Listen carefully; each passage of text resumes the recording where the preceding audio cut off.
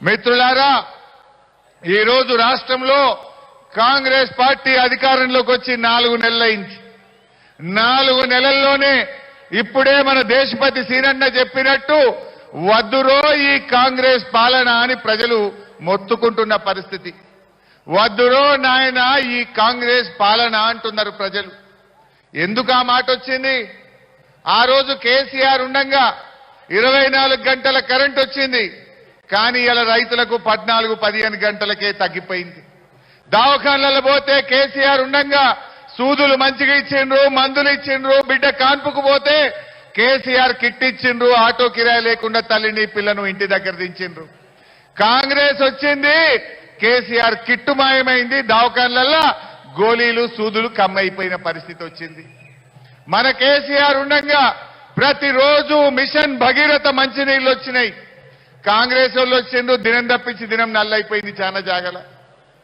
కాంగ్రెస్ రాగానే ఆసరా పెన్షన్ జనవరి నెలలో ఎగ్గొట్టేసిండ్రు. అప్పుడేమో 4000 పెన్షన్ ఇస్తామని ఊరిచ్చారు. 100 రోజుల్లో 6 గ్యారంటీలు అమలు చేస్తామన్నారు. ఏమైనా గ్యారంటీలు అంటే మొన్ననే కదా ఇప్పుడు మేము వచ్చిందని సన్నాయి నొక్కులు నొక్కుతున్నారు. అప్పుడు బాండ్ పేపర్లు రాసియలే, బాండ్ పేపర్లు రాసిండ్రు, చేతులల్లో మొక్కిండ్రు. 100 రోజుల్లో అమలు చేస్తామన్నారు. మొదటి సంతకం 6 గ్యారంటీల మీద అన్నారు. చట్టబద్ధత తెస్తామన్నారు. ఇది రాహుల్ గాంధీ మాట అన్నారు. ఏమైందయ్యా 6 గ్యారంటీలంటే? అప్పుడు చేతులు మొక్కిండ్రు, ఇప్పుడు చేతులు ఎత్తుతున్నారు కాంగ్రెస్ నాయకులు. మాటలు చెప్పినారు, కానీ ఈరోజు ఏ గ్యారంటీలైతే చెప్పి కాంగ్రెస్ పార్టీ అధికారంలోకి వచ్చిందో ఈ పార్లమెంట్ ఎన్నికల్లో ఆ గ్యారంటీలే మీకు గడ్డపారలై మీ కాంగ్రెస్ పార్టీని బొందబెట్టాయి. జాగ్రత్త అని చెప్పి హెచ్చరిస్తా ఉన్నా. బిడ్డ, ప్రజలు అమాయకులు అనుకుంటున్నారా? ఏం చెప్పిండ్రు ఆ రోజు? మీరు చూస్తారా? ఒకసారి టీవీలు వేపిమంటారా? యాడ్ చేయాలి నా పాతయి. 2 లక్షల రుణమాఫీ చేస్తా అన్నాడు రేవంత్ రెడ్డి. డిసెంబర్ 9 నాడు మొదటి సంతకం రుణమాఫీ మీద అన్నాడు. బాబు ఒకసారి చూపియదు కూడా మా జనాలకు. రుణమాఫీ అయిన వాళ్ళందరూ ఎంబడి పోయి మళ్ళీ 2 లక్షల రుణం తెచ్చుకోరి. డిసెంబర్ 9 నాడు నేను అవి మాఫీ చేస్తా. కాబట్టి రైతులందరికీ నేను విజ్ఞప్తి చేస్తున్నా, ఎంబడే పోయి బ్యాంకుకు పోయి లోన్లు తెచ్చుకోరి. వచ్చిన ఎంబడే నేను రుణమాఫీ చేస్తా. అయినాదే రుణమాఫీ ఎవరికన్నా? ఏం చెప్పిండు? 9 తారీఖు నాడు కుర్చీలో కూర్చోగానే రుణమాఫీ చేస్తా అన్నాడు. మొదటి సంతకం పెడతా అన్నాడు. వచ్చినాయా రుణమాఫీ ఎవరికన్నా?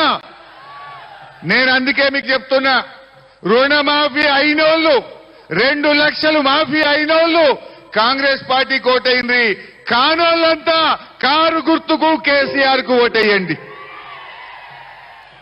ఇప్పుడు వడ్లు వచ్చినాయి, యాసంగి వడ్లు వచ్చినాయి ఊళ్ళలో. మరి వడ్లకు ఏమన్నాడు రేవంత్ రెడ్డి? 500 బోనస్ ఇస్తా అన్నాడు. మక్కలకు బోనస్ ఇస్తా అన్నాడు. ఇప్పుడు బోనస్ ఇస్తాడా, బొంద వెట్టుమంటాడా?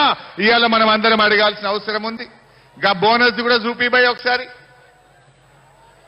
1960 రూపాయలున్న వరి కనీస మద్దతు ధరకు మించి 2500తో ఒట్లు కొనే బాధ్యత, 2500కు కింటాల్ ఒట్లు కొనే బాధ్యత కాంగ్రెస్ పార్టీ తీసుకుంటుంది. ఇప్పుడు ఏమైనా వడ్లు కొనాలన్నా వద్దా? అయినా 2500కి వడ్లు కొనాలన్నా వద్దా? కొనకపోతే ఏం చేయాలి? ఏం చేయాలి? బొంద పెట్టడానికి తయారున్నారా మీరంతా?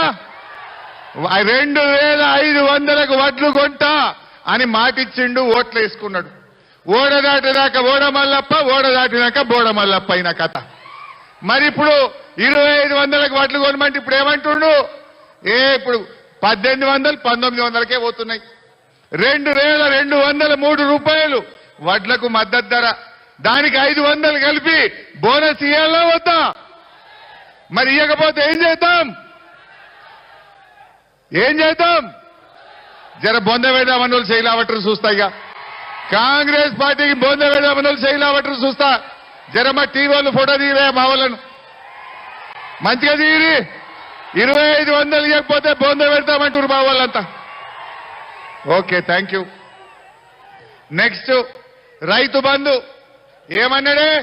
ఇప్పుడు వస్తే 10,000, మేమొస్తే 15,000 ఇస్తా అన్నాడు.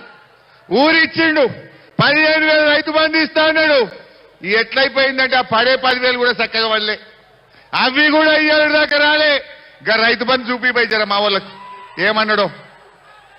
వ్యవసాయ పన్నులు మొదలయ్యే ముందల్లే సంవత్సరానికి ప్రతి రైతుకు ఎకరాకు 15,000 రూపాయలు రైతు భరోసా పథకం కింద ప్రతి రైతును ఆదుకునే బాధ్యత కాంగ్రెస్ పార్టీ తీసుకుంటది.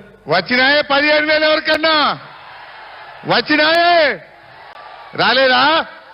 వచ్చినోళ్ళు కాంగ్రెస్ కోటైంది, రానోళ్ళంతా కారు గుర్తుకు ఓటేయాలని చెప్పి కోరుతా ఉన్నా. ఎందుకంటే ఈ మాట మా సునీతమ్మ ఉన్నది ఇక్కడ, మా ఎమ్మెల్యేలు గౌరవనీయులు పోచారం శ్రీనివాసరెడ్డి అన్న ఉన్నాడు, చింత ప్రభాకర్ అన్న ఉన్నాడు, మాణిక్యరావు అన్న ఉన్నాడు.